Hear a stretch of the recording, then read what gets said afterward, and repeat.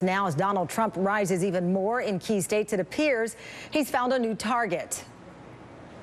I watched Hillary last night with, we're going to give this, we're going to give that, we're going to give that. The poor woman, she's got to give everything away because this maniac that was standing on her right is giving everything away, so she's following.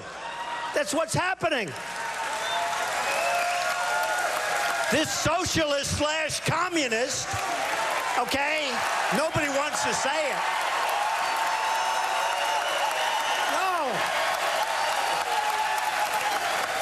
Trump was speaking to supporters at a rally in Virginia yesterday. His focus on the Democratic candidate comes as a new poll shows he's trouncing his opponents in two key early voting states. According to the new CNN ORC poll in South Carolina, Trump is at 36%, an 18-point lead, doubling his nearest competitor, Ben Carson.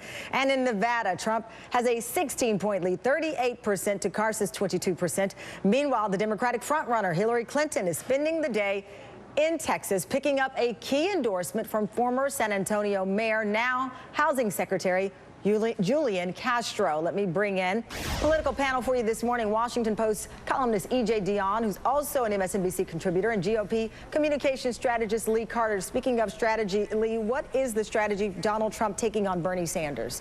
Well, I think he's trying to pivot away from picking on all the other Republican candidates right now, and he's certainly speaking his mind. And I think that's something that's been working for him so far. I'm not going to say that I understand it as a strategist, as a communications strategist. It's not something I would advise my clients to do. But I think there's so much frustration in this country that he's able to do it. In some ways, if you remember that Honey Badger video where he just doesn't give a hoot, he'll say whatever people are thinking. He'll go to places. He just keeps going. He keeps going, and he's not afraid of anything.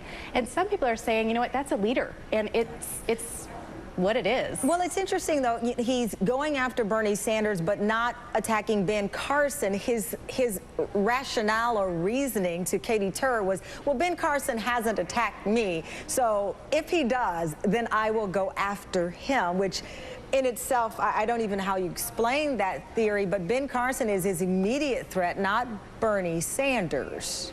I think what he does is he finds weak points. He finds a place where he can go in and just get people activated around certain things that he has a sixth sense for knowing what people are upset about, for disrupting. I don't think he's found that weak spot in Carson, or he would go after it. I don't think he has any hold, like any punches held. EJ, let me bring you in. You have the column yesterday. Clinton wins, Sanders scores. What do you make of Donald Trump's focus in such aggressive language after, 5 minutes before that, essentially saying to Katie Tur he was going to try a more politically correct approach, if that's a fair characterization of what he said?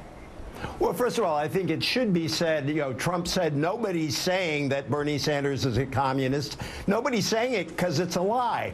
Historically, Democratic socialists are actually among the most severe critics of communists because they were Democratic, because they thought communism was a murderous distortion of what they believed, and they were often very much allied with the United States against the Soviet Union. So there's that. I think there may be some competition between Trump and Bernie Sanders for disaffected working class voters.